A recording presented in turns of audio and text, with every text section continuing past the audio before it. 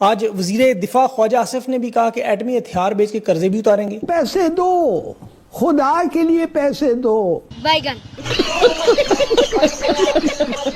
اب ظاہر ہے کہ جس شخص کو جس چیز کی خواہش یا پھر ضرورت ہوگی وہ اسی کا خواہش مند ہوتا ہے نا. پھر نیوکلیئر صلاحیتیں سعودی عرب کے لیے بھی مہیا ہوں گی اور قرض اتارنے کے لیے ہتھیار بیچنے میں کوئی حرج نہیں. ارے بس کر، رلائے گا کیا؟ جب سے پاکستان اور سعودی عرب کے درمیان دفاعی معاہدے کا اعلان ہوا ہے اس وقت سے فریقین کی جانب سے ایسے تجزیے پیش کیے جا رہے ہیں جس میں واضح طور پہ ضرورت مندی کی جھلکیاں دیکھی جا سکتی ہیں. یہ ذرا گرد بیٹھ جائے پھر آپ کو جو تصویر نظر آئے گی اس میں آپ کو سر پکڑ کے بیٹھتے ہوئے روتے نظر آئیں گے، کیونکہ بیانیہ جب ٹوٹتا ہے تو پھر حقیقت کی آپ کو پتہ چیزیں سنائی دے جاتی ہیں. ابھی اس معاہدے کی جزیات اور اس کا سکوپ، اس کے بارے میں کئی چیزوں کی وضاحت ہونا باقی ہے کہ لیکن یہاں تو ایک بھیڑ چال لگی ہوئی ہے. کوئی اسے مسلم نیٹو کی بنیاد قرار دیتا ہے اور کسی کے مطابق تو بھائی قطر اور UAE بھی ٹکٹ کٹا کر لائن میں لگے ہوئے ہیں کہ جیسے ہی دفاعی معاہدے کی ٹرین ان تک پہنچے گی وہ اس میں چھلانگ لگائیں گے اور آن بورڈ آ جائیں گے. دوستو جے ہند. دوستو پاکستان کے رکشا منتری خواجہ آصف نے بھی بول دیا ہے کہ پرمانو ہتھیار بیچ کر قرض چکانا کوئی غلط بات نہیں ہے. دوستو اس سے جاہل قوم کہیں ملے گی نہیں. ایسا بھی کوئی دیش ہوتا ہے جو اپنے پرمانو بیچ کر اپنے قرض چکائے؟ دوستو آپ کا کیا کہنا ہے قرض چکانے کی اس ٹیکنیک پر؟ کمنٹ میں ضرور بتائیں. ابھی تک ویڈیو کو لائک نہیں کیا تو لائک کر دو، چینل کو سبسکرائب ضرور کر دو. اب انہیں حالات کی سنگینی کا اندازہ ہوا کہ یہ معاملات اور یہ معیشت کنٹرول سے باہر ہے، امن و امان ہمارے کنٹرول سے باہر ہے، اور ہمیشہ کی طرح ڈالر لانے کا ایک ہی طریقہ، کوئی جنگ لڑنی پڑے گی، کسی جنگ کا حصہ بننا پڑے گا یا اپنے ایٹمی ہتھیار بیچنے پڑیں گے. یہ خواجہ آصف صاف صاف کہہ رہے ہیں دنیا کے دیگر ممالک کو ایٹمی ہتھیار بیچ کے قرض اتارنے میں کوئی حرج نہیں. سعودی عرب کے ساتھ یہ جو مشترکہ معاہدہ ہوا دفاعی، اس پہ وزیر دفاع یہی بات کہہ رہا ہے نا خواجہ آصف کہ نیوکلیئر ہتھیاروں کے بارے میں ہماری مکمل گفتگو ہوئی ہے اور اس میں مزید عرب ممالک بھی شامل ہو سکتے ہیں. ہمارے ایٹمی ہتھیار جو ہیں البتہ وہ محفوظ ہیں اور معائنے کے لیے دستیاب ہیں. یہ بہت بڑی بات ہے کہ دستیاب ہیں. ایران والا معاملہ، اب دیکھیں کون سا ایسا معاشی منصوبہ ان کے پاس ہے جو 94,000 ارب کا قرض، بلکہ قرض چھوڑے سود ادا کر سکے. ملک کو چلانے کی صلاحیت میں اس وقت تو یا تو ادارے گروی ہیں یا بیچ دیے ہیں یا آؤٹ سورس ہو گئے ہیں، تصویریں ہیں یا پروپیگنڈا ہے پیچھے، اور تو کچھ نہیں. یہ نعرے ہیں ان کے پاس.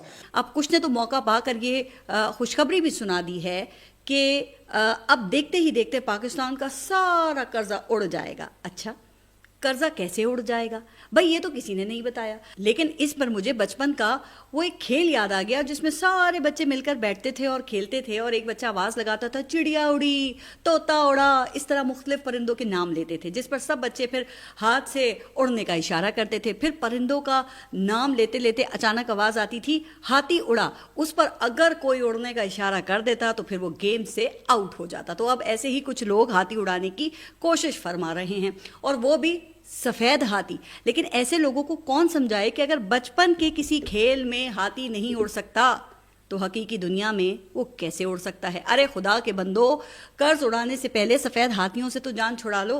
اب ان کے پاس تقریباً 100-150 جو ایٹمی ہتھیار پڑے ہوئے ہیں، وہ اگر اس ٹیکنالوجی کو ٹرانسفر کریں تو پھر معیشت ٹھیک ہو سکتی ہے. اور امریکہ کو یہ سمجھتے ہیں کہ اعتراض نہیں ہوگا، چونکہ اسرائیل سعودی عرب کی تو ظاہر ہے کوئی براہ راست جنگ نہیں ہونی، ایسا کوئی حملہ نہیں ہونا، اس لیے سمجھتے ہیں کہ خطے میں اسرائیل جو ہے وہ سعودی عرب کو ایک ایٹمی طاقت کے طور پر تسلیم بھی کر لے گا. لیکن ان کی سوچ بالکل غلط نکلی.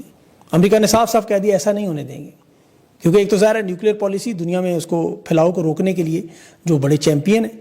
سعودی عرب کو اگر ہتھیار مل جائیں تو پھر عالمی پابندیاں ایران، کوریا جیسی، شمالی کوریا جیسی، ان پہ بھی لگ جائیں گی. علاقائی اسلحے کی دوڑ میں پھر ایران، ترکی، مصر، سارے کا سارا مڈل ایسٹ شامل ہو جائے گا، کیونکہ عربوں کے پاس سب کے پاس اربوں ڈالرز موجود ہیں.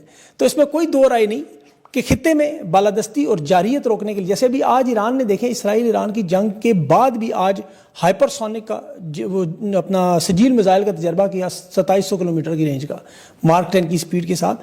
اور یہ خواجہ آصف کے بیان کو اس دفاعی معاہدے میں ایٹمی ہتھیاروں کے معاملے دیکھیں خریدے میں وہ کہتا ہے دلچسپی لے رہے ہیں سارے عرب ملک، وہ تو شروع دن سے لے رہے ہیں، لیکن کیا امریکہ ہونے دے گا؟ ارے بھائی یہ اسٹریٹجک معاملات ہوتے ہیں، یہ کوئی بلوں کا گھر تھوڑی ہے جس کا راگ اب ہر کوئی الاپ رہا ہے. اچھا پھر کچھ لوگ یہ تاثر دینے میں بھی مصروف نظر آتے ہیں کہ پاکستان کا جو ایٹم بوم ہے وہ اسلامی بوم بن گیا ہے، اور کچھ تو مسلم امہ کو فیصلہ کن موڑ سے بھی آگے لے گئے ہیں. یہ اسحاق ڈار صاحب تو معاہدے سے پہلے ہی مسلم نیٹو کی تجویز پیش کرتے ہوئے دکھائی دیے. عرب ممالک کا امریکہ پہ انحصار ہے، وہ ختم ہو جائے گا، ان کا اثر و رسوخ ختم ہو جائے گا. تمام عرب ممالک خاص طور پر سعودی عرب امریکہ کے ہتھیاروں ٹیکنالوجی پہ انحصار کرتے ہیں تاکہ امریکہ کا کنٹرول اسی لیے رہتا ہے. یہ ایٹمی ہتھیار لے لیں تو امریکہ کا کنٹرول ختم.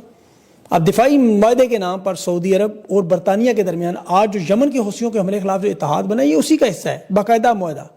یہ اتحاد پاکستان کی نیوی کے ساتھ کیوں نہیں ہوا؟ دفاعی معاہدہ جو کل ہوا ہے یہ برطانیہ کے ساتھ انہوں نے معاہدہ کیوں سعودی عرب نے کیا؟ ماضی میں بھی دیکھیں لیبیا اور ایران کے ساتھ امریکہ کو جب شک پڑا تھا کہ یہ نیوکلیئر ٹیکنالوجی پاکستان فراہم کر ہے تو ڈاکٹر قدیر سے پی ٹی پی پر بٹھا کر معافی منگوائی گئی تھی. آپ کو یاد ہوگا پاکستان کی جو معیشت اس وقت آئی ایم ایف کے قرضے سارے معاملات رکنا شروع ہو گئے تھے.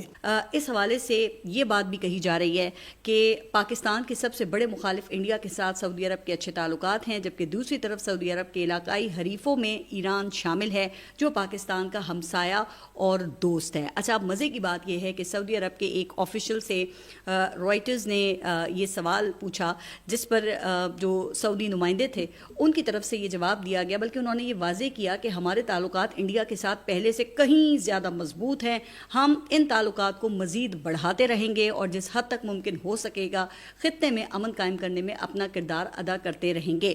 اچھا، اب اگر پاکستان اور انڈیا کی جنگ ہو گئی تو پھر کیا ہوگا؟ تو سیکریٹری خارجہ اعزاز چودھری نے اس بات کے اوپر خبردار کیا ہے کہ اکتوبر میں انڈیا حملہ کر سکتا ہے. اگر ایسا ہو گیا تو پھر یہ معاہدہ اور انڈیا اور سعودی عرب تعلقات ایک ساتھ کیسے چل سکتے ہیں؟ تو جناب یہ چند ایسے اہم سوالات ہیں جن کے ابھی تک کوئی واضح جواب وہ ہمارے سامنے نہیں ہیں. لیکن دفاعی معاہدے پاکستان کے لیے یہ بھی کوئی نئی بات نہیں ہے. فیلڈ مارشل ایوب خان کے دور میں پاکستان نے امریکہ کے ساتھ وہ سیٹو اور سینٹو معاہدے کیے، لیکن نہ تو 65 کی جنگ میں اور نہ ہی 71 کی جنگ میں کوئی پاکستان کی مدد کو آیا تھا. بلکہ 71 میں آپ کو یاد ہے نا کہ پاکستانی حکمران تو بڑی امیدیں لگا کر بیٹھے ہوئے تھے کہ وہ امریکہ کا 7واں بحری بیڑا آئے گا اور پاکستان کا دفاع کرے گا، لیکن کوئی بحری بیڑا وغیرہ نہیں آیا تھا. لیکن ملک وہ 2 لخت ہو گیا تھا، اور پھر روس کے خلاف پاکستان کو اسٹریٹجک معاہدے کے تحت وہ فرنٹ لائن اسٹیٹ بنا